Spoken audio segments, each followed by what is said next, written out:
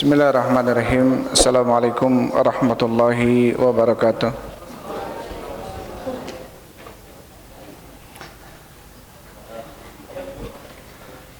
Alhamdulillahilladzi arsala rasulahu bil huda wa dinil haq liyudhhirahu 'alad dini kullihi wa kafa billahi syahida wa asyhadu an la ilaha illallah wahdahu la syarikalah iqraran bihi wa tauhida wa asyhadu anna Muhammadan abduhu wa rasuluh. Allahumma salli wa sallim ala nabiyyina Muhammadin wa ala alihi wa ashabihi ajmain, amma ba'd. Ikhwan wa akhwati fillah, hafizakumullah. Hadirin wal hadirat rahimani wa rahimakumullah. Insyaallah kita lanjutkan Assalamualaikum pembahasan kita dalam kajian kitab Riyadhus Shalihin karya Imam An-Nawawi rahimahullahu taala.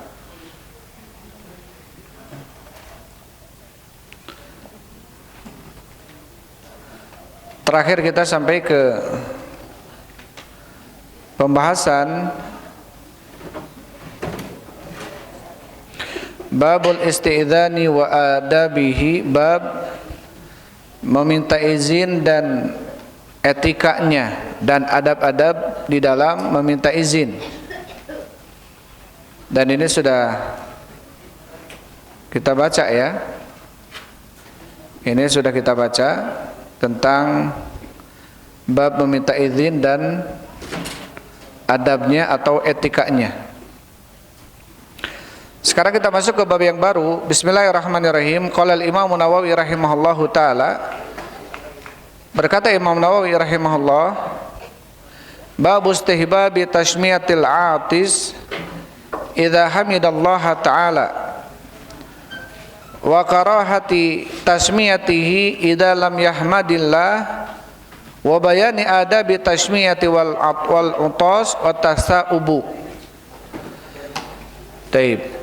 Jadi di dalam bab ini dikatakan oleh Imam Nawawi rahimahullahu taala, yang pertama bab istihbabi tasmiyatil atis idza hamidallaha taala. Yang pertama bab mustahabnya, disunnahkannya mendoakan orang yang bersin apabila yang bersin tadi dia ketika bersin memuji Allah, artinya mengucapkan alhamdulillah.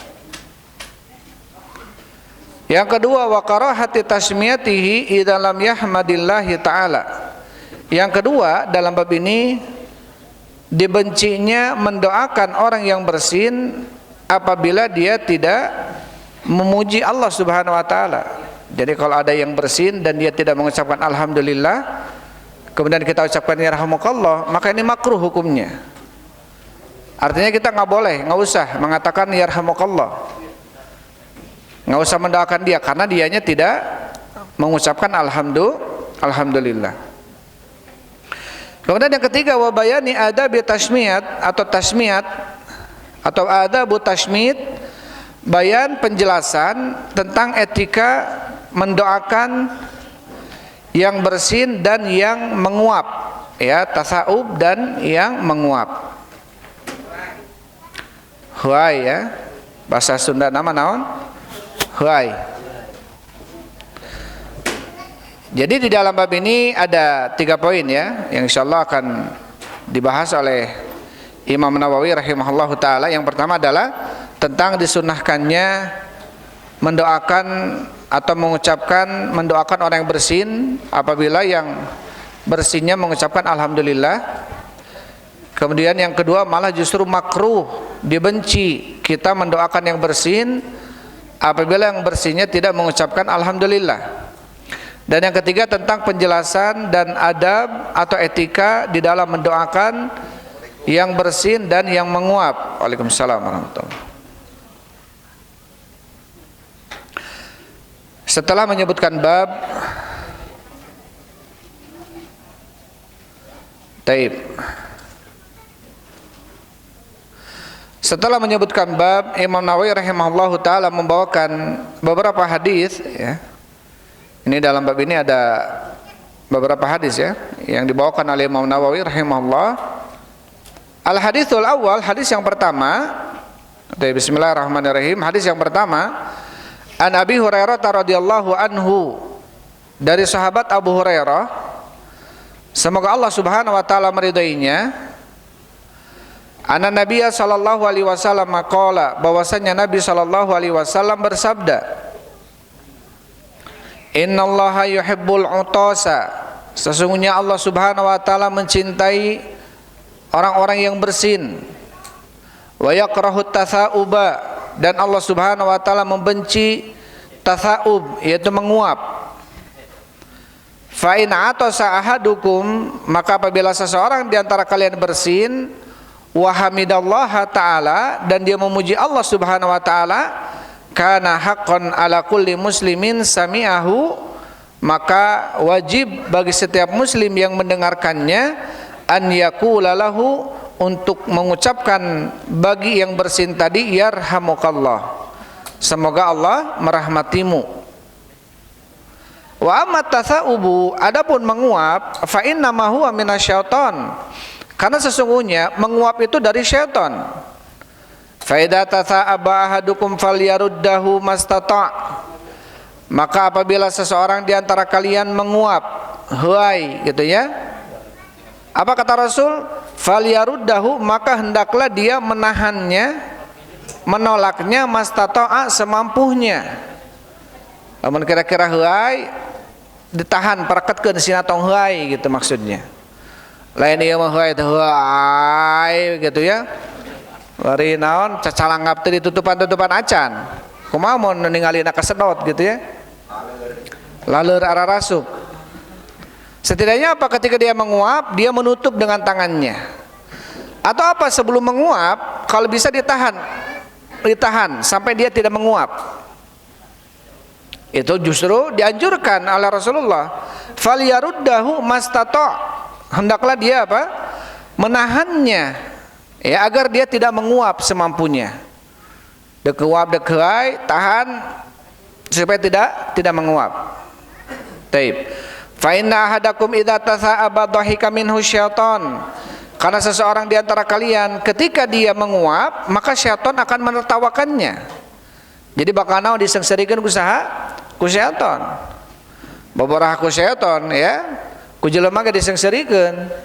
Komodali heuaina bari naon? Bari ngabaheuhai teh gini ya. Heuaina bari teu ditahan-tahan acan, teu ditutup-tutup acan gitu. Kabayang lah pokoknya namanya, teu kudu dicontohkeun. Rawahul Bukhari, hadis ini diriwayatkan oleh Imam Bukhari. Tapi jelas ya dari hadis yang pertama tadi. Apa kata Rasulullah? Sesungguhnya Allah mencintai orang-orang yang bersin. Nanti akan disebutkan kenapa sebabnya Allah mencintai orang yang bersin. Dan yang kedua, Allah membenci orang yang menguap. Apabila seseorang di antara kalian bersin dan mengucapkan alhamdulillah, maka wajib ini ya, haqqan. Apa itu hak? Artinya kewajiban. Hak pikeun orang muslim, hakun muslim ala muslim situn. Hak muslim pikeun muslim anu lainna aya 6 sa Rasulullah. Aya 6 perkara. Ya, ida atau fasamithu, apabila dia bersin maka doakanlah. Ini perintah dari Rasul sallallahu alaihi wasallam. Tapi di sini dibawakan oleh Imam Nawawi bukan wajib tapi hukumnya sunnah. Sebagian ada mengatakan apa? Wajib. Karena dengan hadis ini apa? Kana haqqan. Maka kabuktian hak pikeun jalma anu muslim anu ngadengekeun yang mendengarkan dia ketika bersin mengucapkan alhamdulillah. Ya. Makanya kalau kita bersin, kalau ada lamun orang ngadenge gitunya, sadarek urang bersin, hek tingali manehna ngucapkeun alhamdulillah teu. Lamun ngucapkeun alhamdulillah, wayahna urang kudu naon? Ngadoakeun, yarhamukallah. Tabun lamun henteu teu kudu didoakeun.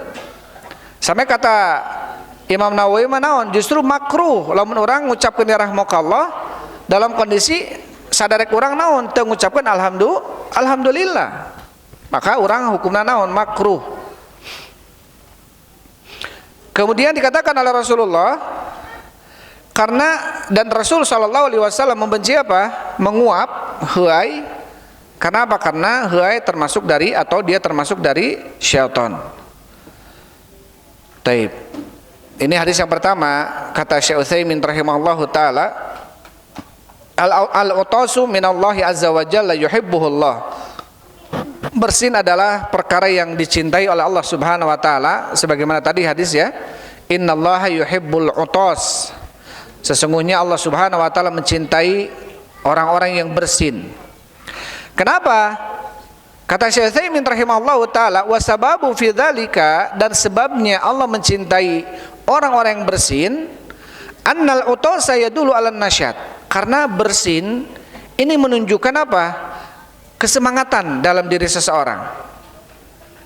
Wal khifati, dan menunjukkan orang tersebut apa? Ringan di dalam beramal. Hartosna biasana nutos bersin manaon jag-jag gitu. Sehat. Walaupun kalau sering-sering tema bersin, pelu gitu nya. Ketika seseorang bersin, dan kita coba rasakan ya, naon keur kajian lelenggutan weh. Katingali huai we gitu nya, tunduh eta teh. Talamun bersin sekali jag-jag. Ya. Karena memang dapat dalam sebuah hadis ketika seseorang bangun dari tidurnya, kemudian dia falyastansik biman kharihi minal ma, hendaklah dia istinsyak dengan air. Karena apa? Karena syaitan yabitu inda khusumaihi, karena syaitan itu dia bermalam di khusumahnya. Maka ketika dia istinsyak dalam bangun tidurnya, istinsyak artinya menghirup air dan mengeluarkannya dengan kuat, maka dia akan apa ya bahasanya, nggak ngantuk lagi. Ya, dan ini terbukti, ini teruji. Dan Allah mencintai orang-orang yang bersin karena apa? Allah mencintai orang-orang yang bersin karena orang yang bersin menunjukkan atas kesemangatan. Walihadza tajidul insana idza atasa nasyat. Oleh karena ini kamu mendapatkan ya manusia kalau dia bersin dia akan semangat. Ya, dia akan semangat. Wallahu yuhibbul insana nasyid al-jad. Dan Allah Subhanahu wa taala mencintai seseorang itu yang semangat, yang bersungguh-sungguh, bekerja keras. Itu Allah cintai, ya. Dibanding apa? Tunduh heuai wae. Ya isuk-isuk geus heuai gitu ya. Pelaya-pelaye gitu ya. Taib. Tetapi Allah Subhanahu wa taala mencintai orang-orang yang nasyat, orang yang semangat. Orang yang semangat. Sampai kata Rasul sallallahu alaihi wasallam, al-mu'minul qawi ahabbu ilallahi minal mu'min dhaif. Orang yang beriman yang kuat itu lebih dicintai oleh Allah dibanding orang yang beriman yang lemah. Wa fi kullin khair, dan semuanya orang mukmin itu baik. Artinya orang mukmin yang kuat ini lebih Allah cintai dibanding orang mukmin yang lemah. Kuat imannya, ya, kuat badannya, sehat badannya, itu lebih dicintai oleh Allah. Apalagi kuat keimanan, ketakwaannya, ya, itu lebih dicintai oleh Allah Subhanahu wa taala. Maka sebab-sebab yang bisa membuat seseorang yang beriman itu lemah, ini makruh dalam Islam, atau bahkan mungkin bisa haram. Bisa melemahkan akal, bisa melemahkan pikiran, bisa melemahkan otak. Seperti minuman keras, khamr, salah satu sebabnya kenapa kemudian diharamkan oleh Allah Subhanahu wa taala, sebagaimana dalam hadis al-khamru ma khamarul aqlu. Khamr itu adalah sesuatu yang bisa menutup akal. Karena apa? Karena seseorang yang mabuk akalnya tertutup. Sedangkan orang yang mukmin yang baik itu adalah orang yang bisa memanfaatkan akal yang Allah berikan kepadanya, ya, kecerdasan yang Allah berikan kepadanya apa di dalam hal-hal yang bermanfaat. Mencerna ilmu, menghafalkan Al-Quran, menghafalkan hadis. Sampai Rasul sallallahu alaihi wasallam beliau mendoakan orang-orang, Allahumma barik li ummati fi bukuriha, ya Allah, berikanlah keberkahan kepada umatku di waktu bukurnya, di waktu paginya. Artinya ketika ada orang-orang beriman di waktu pagi masih bangun, maksudnya dia tidak tidur, bangun, justru semangat, itu akan membuat dia siangnya pun semangat. Dan ini terasa ya. Kalau kita tidur pagi, maka siangnya pun lemes. Siangnya pun apa? Lemes terus, lemes gitu. Beda kalau kemudian apa? Paginya nggak tidur, ya walaupun kalau tidur setelah waktu duha jam 8, jam 9, itu sudah dibolehkan. Atau sebelum duhur ya, jam 11, atau disebut dengan kailulah, itu boleh, bahkan dianjurkan kalau tidur sebelum duhur. Sama kata Rasul sallallahu alaihi wasallam, "Qilu fa inna syaitana la taqil." Kailulahlah kalian karena syaitan itu tidak kailulah. Kenapa kailulah itu? Karena apa? Membuat seseorang dia semangat di malam harinya. Tapi kalau paginya tidur, habis subuh langsung tidur, itu biasanya apa? Lemes siangnya. Kesorenya pun lemes. Akhirnya males nanaon gitu ya. Nanaon jadi mau karena nanaon oke jadi malas gitu. Ini terasa nggak? Ini teruji nggak? Teruji. Ini terasa. Ya, maka tentunya di sini Rasulullah mendoakan apa? Allahumma barik li ummati fi bukuriha. Ya Allah, berikanlah keberkahan kepada umatku di waktu bukurnya, di waktu paginya. Ya, di waktu pagi kita justru apa? Hidupkan dengan hafalan Quran, hafalan hadis, ya. Dengan apa namanya belajar. Biar apa? Biar kita ke siangnya pun nanti semangat. Dan bahkan apa didoakan oleh Rasulullah? Ya, keberkahan. Keberkahan bagi siapa? Bagi yang menghidupkan waktu paginya. Taib. Itu salah satu sebab kata Syekh Utsaimin, kenapa Allah mencintai orang yang bersin? Karena orang yang bersin ini dia akan menunjukkan apa? Kesemangatan. Ya, akan menunjukkan apa? Keseriusan, kesemangatan. Dan ini teruji ketika seseorang setelah bersin dia akan lebih terjaga. No tadina tunduh ke bisa naon, bisa jadi cenghar gitu ya kalau sudah bersin mah. Maka disinilah yang kemudian kenapa Allah mencintai orang yang bersin, karena apa? Dia terjaga orangnya atau fokus, dan dia orangnya nasyat, semangat gitu ya, orangnya semangat.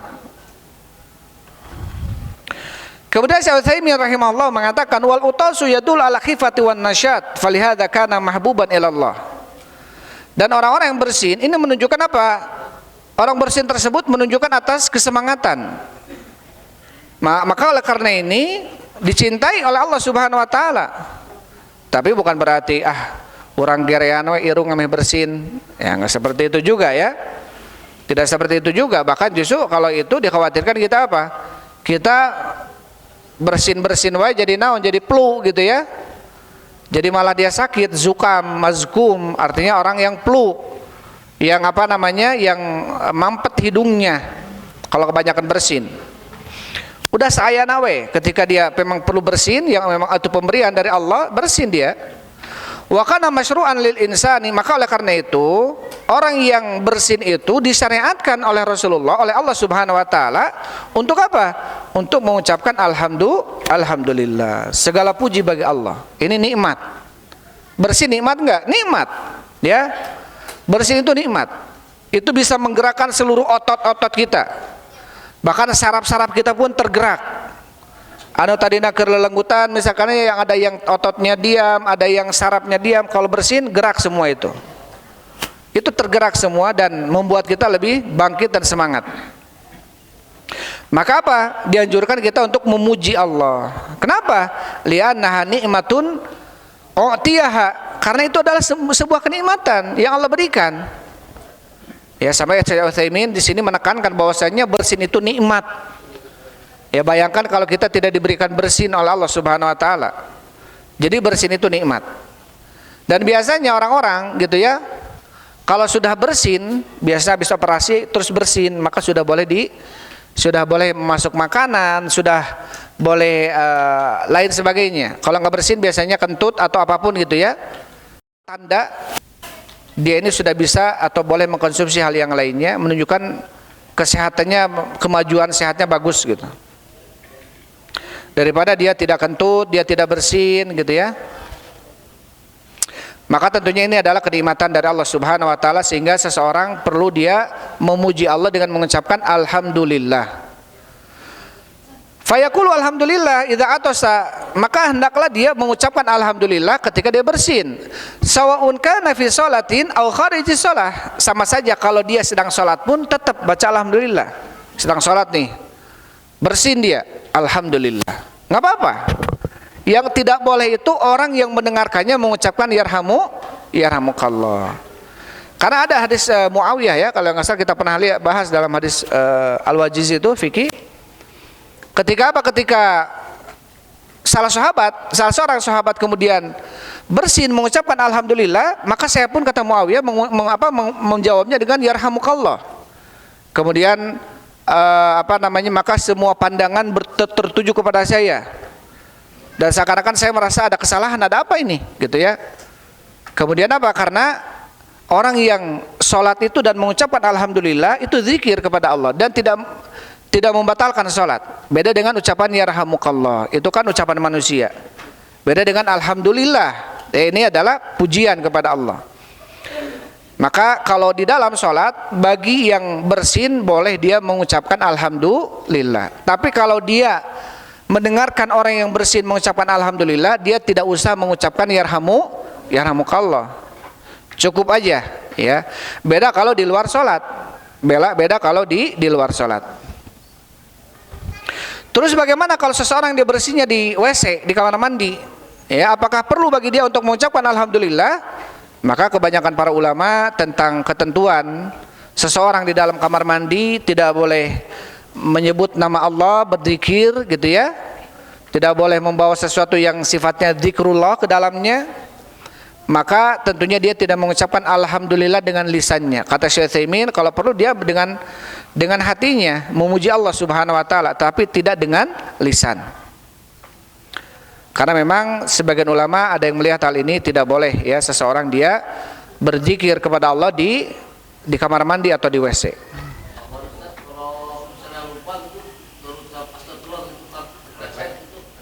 Sama kalau lupa karena kaget gitu ya, insya Allah nggak apa-apa, asal jangan diulangi lagi lah. Intinya zikir kepada Allah di WC tidak boleh kita ucapkan, apalagi orang yang berpendapat sunnahnya mengucapkan bismillah sebelum wudu gitu ya. Karena ada seperti Syafi'iyah, dia harus mengucapkan bismillah sebelum wudu ya. Adapun Malikiyah sebagian Hambali tidak perlu mengucapkan bismillah, langsung wudu. Tapi kalau Syafi'iyah harus mengucapkan bismillah.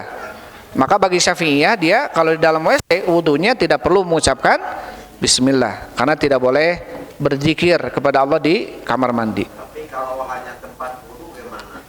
Kalau hanya tempat wudu dan dia tidak dipakai untuk kamar mandi, artinya buang air besar, buang air kecil, tempat wudu nggak apa-apa. Tempat wudu ini maksudnya mirhad atau hammam ya. Hammam ini tempat mandi atau tempat buang air kecil, buang air besar, itu tidak boleh. Kemudian di sini Rasulullah SAW, wa kana haqqan ala kulli musliman sami'ahu, wajib bagi setiap muslim yang mendengarkan ya, yang mendengarkan ucapan alhamdulillah orang yang bersin tadi. Maka dalam konteks ini kata Syekh Utsaimin, dhahiruhu annahu yajibu ala kulli sami'ina bi ayanihim wa yayiduhu qaulahu fil haditsil akhar idza atasa ahadukum fasammitu. Maka dhahir hadis ini mengucapkan yarhamukallah itu wajib. Misalkan ada teman kita nih alhamdulillah setelah bersin, maka ketika kita dengar wajib kita mengucapkan yarhamukallah. Baik. Karena di sini apa kata Rasul?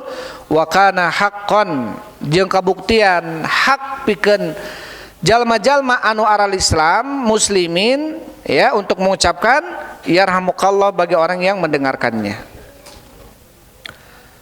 Taib. Dan sebagian jumhur ulama atau sebagian ulama yang lainnya mengatakan hal itu hukumnya fardu kifayah. Ada mengatakan fardu ain, ada mengatakan fardu kifayah kata Syekh Utsaimin. Berarti fardu ain apa? Kewajiban bagi setiap individu. Ketika kita mendengarkan, misalkan di depan kita ada seorang bersin dan mengucapkan alhamdulillah, semuanya dengar. Berarti semuanya harus mengucapkan apa? Yarhamukallah. Tapi bagi yang berpendapat itu adalah fardu kifayah, ketika sebagian orang mengucapkan yarhamukallah, maka sebagian yang lainnya gugur kewajiban. Artinya tenanawan gitu. Ini bagi orang yang berpendapat ini adalah fardu kifayah. Tapi kata Syekh Utsaimin, lakinnal ihtiyat an yusammithu ayat ulahu birrahmah. Tetapi ini bentuk ihtiyaton, apa ihtiyaton? Kehati-hatian ya, dan beliau lebih melihat bahwasanya apa? hukumnya anjurannya bagi orang yang setiap orang yang mendengarkannya. Karena apa kata Rasul? Di sini Rasul mengatakan apa? Bahwasanya ala kulli man sami'ahu, bagi setiap orang muslim yang mendengarkannya, ya, untuk mengucapkan apa? Yarhamukallah. Berarti siapapun yang mendengarkan dia harus mengucapkan yarhamukallah. Maka Syekh Utsaimin mengatakan ya ala kullin, atau termasuk perkara ihtiyat, kehati-hatian, maka bagi setiap orang yang mendengarkan dia untuk mengucapkan yarhamukallah. Untuk mengucapkan apa? Yarhamukallah. Taib. Kemudian dijawab lagi apa? Yahdikumullah, ya. Dan sampai sana yahdikumullah. Kemudian ada dalam riwayat disebutkan ketika ada seseorang bersin lagi, alhamdulillah bersin lagi, kita ucapkan lagi yarhamukallah. Dia yang bersin mengucapkan yahdikumullah wa yuslih balakum. Bersin lagi kita ucapkan yarhamukallah sampai 3 kali. Setelah itu ketika dia bersin lagi mengucapkan alhamdulillah, kita ucapkan kepadanya Allah yashfik, semoga Allah menyembuhkanmu, ya, karena itu adalah sakit, karena dia sakit, gitu ya. Iya, flu. Jadi lebih dari 3 kali maka kita ucapkan apa? Allah yashfik atau syafakallah, semoga Allah memberikan kesembuhan kepadamu. Mudah-mudahan damang, ya, nuju emplu, gitu ya. Taib, jadi didoakan. Pernah dengar nggak ada yang bersin sampai 7 kali bersin terberes-beres, ya? Itu penyakit itu. Taib.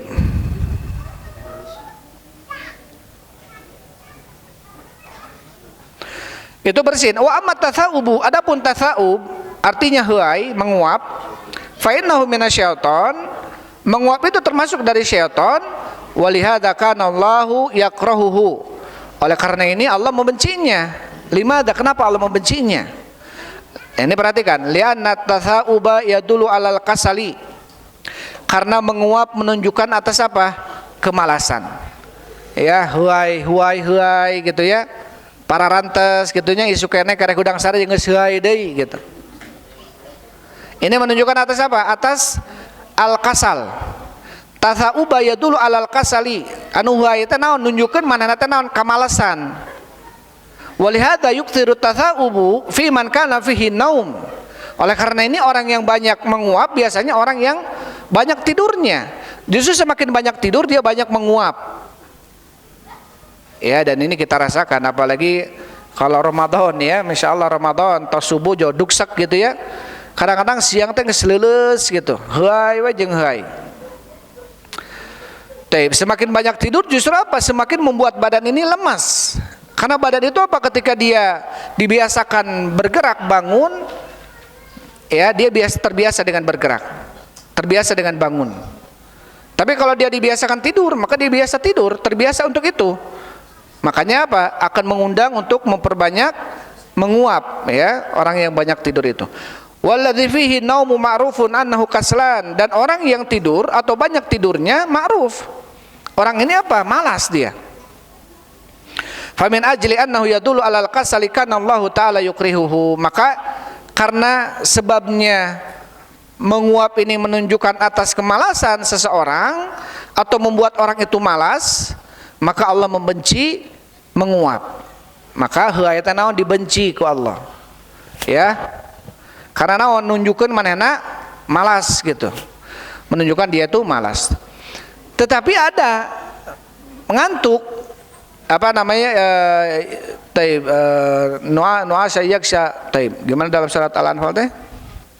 Amanatan minhum idyughashikumun nu'asa, idyughashikumun nu'asa amanatan minhum.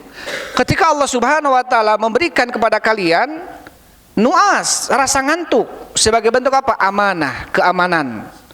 Ini ketika di perang Badar. Bayangkan di perang Badar Rasul Shallallahu Alaihi Wasallam itu tidak tidur semalaman, berdoa kepada Allah Subhanahu Wa Taala. Karena apa? Tadinya ketika Rasul ke Badar itu anggapannya apa? Hanya 50 orang saja. Yang dibawa Abu Sufyan itu pembawa unta barang-barang dagangannya itu mungkin kurang lebih 50 orang saja. Mereka pun nggak membawa pakaian perang ataupun persenjataan lengkap. Makanya Rasulullah ketika bawa sahabat 313 orang itu kurang lebih itu cukup. Tapi ketika apa? Ketika datang ke Badar ternyata mereka ada 1000 orang jumlahnya. Karena Abu Sufyan mendengar bahwasanya mereka akan dihadang oleh pasukan Rasulullah di Badar. Maka mereka mengutus orang yang berkuda cepat lari ke Quraisy, ke Mekah, dan mengabarkan sehingga datang langsung berapa orang? 2000 awalnya. Tapi di pertengahan dikabari oleh Abu Sufyan bahwasanya para sahabat Rasul ini hanya 300-an orang. Dari mana mereka tahunya? Dari unta yang dibawa oleh mereka. Jadi biasanya orang-orang dahulu tuh kalau untanya ada berapa, itu paling kalikan satu unta 50 orang misalkan, 4 unta 200 orang sudah. Karena mereka kalau kehabisan bekal, unta satu-satu disembelih. Ya, untuk makan berapa puluh orang. Jadi kehitung untanya berapa, berarti sekian orang nih. Abu Sufyan ngabarin bahwasanya mereka jumlahnya 300-an. Akhirnya kembali lagi berapa? 1000 orang. Dan menuju ke Badar 1000 orang.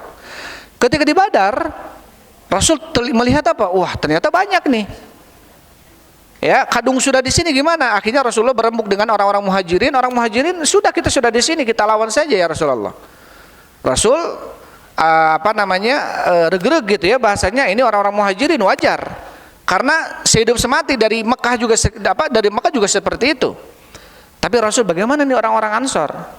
Akhirnya Rasul datang ke Sa'ad bin Mu'ad ya, kepada pembesar-pembesar Ansor ketika itu yang juga banyak pendukungnya. Kemudian kata Sa'ad bin Mu'ad atau Sa'ad bin Ubadah atau sahabat yang lainnya ya dari kalangan Aus atau Khazraj, apa kemudian mereka katakan, ya Rasulullah, idhab anta faqatila. Ya, mana naqulu kama qala Bani Israil li Musa. Aku tidak akan mengatakan sebagaimana orang Bani Israil mengatakan kepada Nabi Musa, idhab anta wa rabbuka faqatila innaha huna qaidun. Pergilah engkau ya Muhammad bersama Tuhanmu berperang, kami akan duduk-duduk saja di sini melihat. Tidak. Kami idhab anta wa ana ma'akum. Idhab anta wa nahnu ma'aka. Pergilah engkau ya Muhammad berperang dan kami akan bersamamu. Akhirnya Rasulullah regreg ketika sahabat Madinah pun setuju kita lawan saja. Semalaman Rasul sallallahu alaihi wasallam meminta kepada Allah sampai Ali berkali-kali bangun gitu ya. Terus saja Rasul sambil mengangkat tangannya dengan berdoa, Allahumma intuhlak hadil isabah lam tu'bad fil ard. Ya Allah, kalau seandainya kelompok ini yaitu yang di Badar 300 sekian ini mati sekarang, habis dalam perang Badar ini, maka engkau tidak akan disembah lagi di muka bumi ini. Terus Allahumma intuhlak hadil isabah lam tu'bad fil ard. Dalam kondisi apa? Para sahabat yang lainnya tidur. Karena apa? Karena Allah berikan apa? Allah berikan keamanan. Makanya di sini ada rasa ngantuk, itu pun termasuk apa? Sebab justru pemberian dari Allah Subhanahu wa taala dalam kondisi-kondisi tertentu. Karena apa? Perang itu berkecamuk, itu membuat hati kita goncang. Boborah tunduh gitu, sieun nu aya gitu ya. Tapi ketika perang tapi santai we gitu. Ini pemberian dari Allah Subhanahu wa taala. Idh yughashikumun nu'asa amanatan minhum atau amanatan minhu. Tatkala Allah Subhanahu wa taala memberikan kepada kalian rasa ngantuk, itu sebagai apa? Sebagai keamanan. Pemberian rasa kantuk yaitu sebagai keamanan. Itu di mana ini? Di Badar ya, di perang Badar. Taib. Adapun tasya'ub yang di sini disebutkan ya, yang tentunya menunjukkan dia ngantuk gitu ya.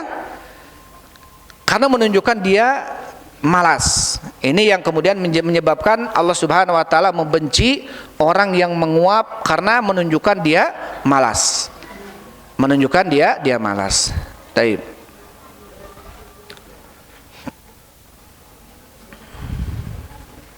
Mana sebagian yang lain?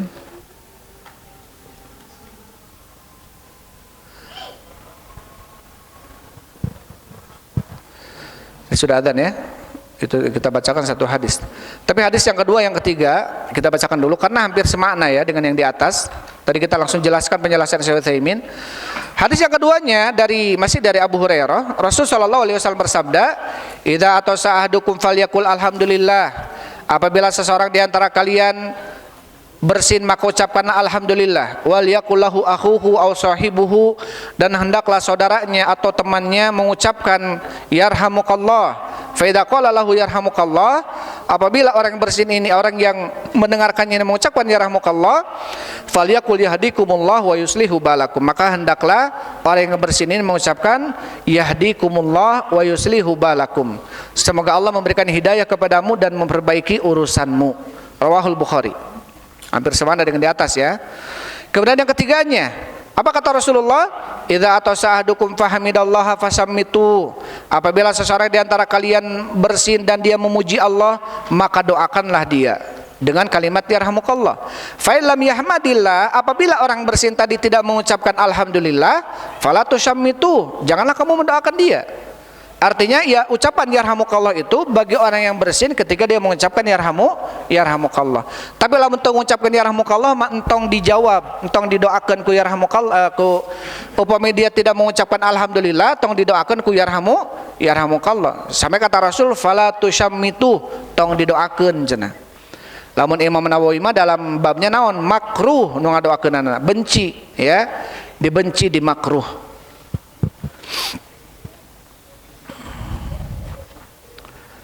Kemudian hadis yang keempat, satu lagi, bersin dua orang di sisi Nabi SAW, maka fasamma tahaduhuma wa lam yusammitil akhar. Salah satu dari keduanya ini ada yang mengucapkan alhamdulillah, yang satu lagi tidak mengucapkan alhamdulillah. Faqala alladzi lam yusammithu, maka Rasul berkata kepada orang yang taib. Ada dua orang di sisi Rasulullah bersin. Kemudian yang satu dia mengucapkan alhamdulillah, yang satu lagi tidak. Maka kemudian Rasulullah mengatakan kepada orang yang tidak mengucapkan alhamdulillah, atau safulanun fasammatahu wa atastu falam tusammitni, seseorang dia bersin dan kamu mendoakannya, dan aku bersin kamu tidak mendoakanku, faqala hadza hamidallah, kata orang ini, karena ini ketika bersin dia mengucapkan alhamdulillah, wa innaka lam tahmadillah, sedangkan kamu ketika bersin tidak mengucapkan alhamdulillah. Maka ucapan yarhamukallah itu diberikan kepada orang bersin ketika orang bersinnya mengucapkan alhamdulillah. Itu saja yang bisa saya sampaikan untuk malam ini. Wallahu a'lam bishawab. Alhamdulillah wassalatu wassalamu ala Rasulillah. Subhanakallahumma rabbana wa bihamdik asyhadu an la ilaha illa anta astaghfiruka wa atubu ilaik. Assalamualaikum warahmatullahi wabarakatuh.